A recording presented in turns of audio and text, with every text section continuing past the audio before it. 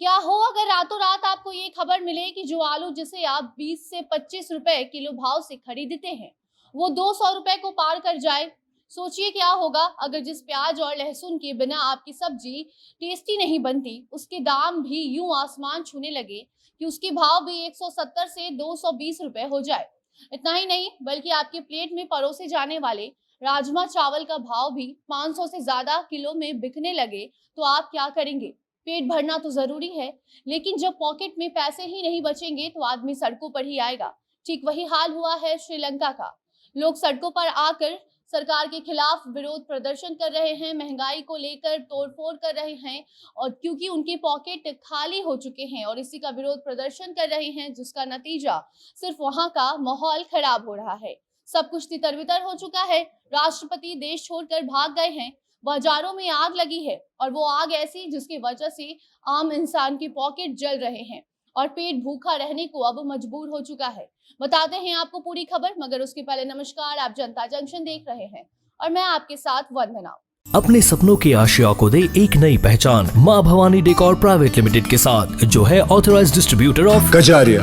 देश की मिट्टी से बनी टाइल से देश को बनाते हैं। और जहां मिलती है सभी प्रकार के Indian and imported granite, marble, sanitary एवं कोटा स्टोन का अनोखा एवं आकर्षक संग्रह। माँ भवानी डेकोर प्राइवेट लिमिटेड मतलब a complete floor solutions. New 0 mile Dadar road, Muzaffarpur. Call 9934753111। Sri Lanka में आर्थिक स्थिति इतनी ज्यादा बिगड़ चुकी है जिसे संभालना किसी के हाथ में नहीं है। क्या वो देश के प्रधानमंत्री हो या फिर देश के राष्ट्रपति, अपने आप में देश को संभालना एक चुनौती साबित होने लगी है। जी हाँ, मौजूदा हालात की अगर हम बात करें तो देश के राष्ट्रपति विदेश भाग चुके हैं, प्रधानमंत्री इस्तीफा दे चुके हैं और सरकारी चैनलों पर जनता ने अपना कब्जा जमा लिया है। ऐसे में श्रीलंका के सामने चुनौतियां तो कई हैं, लेकिन इसका सामना करने वाला कोई भी नहीं है। कोई नहीं है जो बिगड़े हालात को सुधार सके। आर्थिक तंगी के बाद जनता सरकार के खिलाफ सड़कों पर उतर आई है। नारे लगाए जा रहे हैं, तोड़फोड़ किया जा रहा है। लोगों ने राष्ट्रपति आवास से लेकर कई सरकारी कार्यालयों पर कब्जा भी कर लिया था, जिसके बाद राष्ट्रपति गोटाबाया राजपक्षे देश छोड़कर अब भाग चुके हैं। श्रीलंका में कभी सड़कों पर कर्फ्यू लगा दिया जा रहा है तो कभी आम जनता के पेट पर। इसको आप ऐसे समझिए कि इस समय श्रीलंका में खाने के लाले पड़े हुए हैं। खाने पीने और राशन समेत रोजमर्रा की चीजों के जो दाम है वो आसमान छूने लगे हैं। हालात ऐसा हो गया है कि लोगों के लिए खाना पीना भी मुश्किल हो चुका है। जी हाँ, आपको बता दें कि श्रीलंका में एक तरफ जहां राजमा चावल 500 रुपए किलो के पार पहुंच चुका है, तो वहीं रोजाना खाने पीने में इस्तेमाल होने वाले आलू प्याज के दाम भी 220 रुपए प्रति किलो के पार पहुंच चुके हैं। श्रीलंका में राशन की किल्लत ऐसी हुई है कि करीब 2 करोड़ की आबादी अब सड़कों पर निकल पड़ी है। निकलना वाजिब भी है, क्योंकि आम जनता के साथ जो हो रहा है वो बेहद ही शर्मनाक है।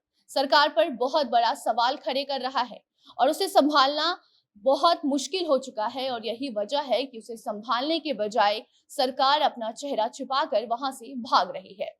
सोचिए, चावल का एक्सपोर्ट करने वाला श्रीलंका का भी ये हाल है कि वहां चावल की कमी हो गई है और कीमत 450 रुपए से लेकर 700 रुपए के बीच पहुंच चुकी है। आलू प्याज हो या बाकी और सब्जियां, सबकी कीमत 200 के पार है। इतना ही नहीं बल्कि अनाज की कीमतों की अगर हम बात करें तो राजमा 925 रुपए प्रति किलो, तो वहीं पॉपकॉर्न 760 रुपए, मसूर की दाल 500 से लेकर 600 रुपए प्रति किलो बिकने पर मजबूर हो चुका है। और यही वजह है कि लोग सड़कों पर उतरकर सरकार के खिलाफ विरोध प्रदर्शन कर रहे हैं। श्रीलंका में राशन की भारी किल्लत के कारण ही 2 करोड़ की आबादी अब खाने के लिए एक एक दाने के लिए मानो तरसी रही है। हालत अगर ऐसे ही रहे तो स्थिति वहां की क्या होगी, इसका अंदाजा आप नहीं लगा सकते। बाकी श्रीलंका की आर्थिक बदहाली कब सुधरती है ये कोई भी नहीं बता सकता, लेकिन अगर वहां से कोई भी जानकारी निकल कर सामने आती है तो हम आपको जरूर बताएंगे। अगर किसी भी तरह के हालात सुधरते हैं या बिगड़ते हैं, उसकी जानकारी भी हम आपको अपने चैनल के माध्यम से जरूर देंगे। तब तक बाकी खबरों के लिए देखते रहे जनता जंक्शन। अपनी राय भी कमेंट बॉक्स में आप बता सकते हैं, साथ ही वीडियो को शेयर करें और इसी के साथ हमें दीजिए इजाजत। कैमरा हैंडल विशाल कर रहे थे और मैं आपके साथ वंदना। धन्यवाद।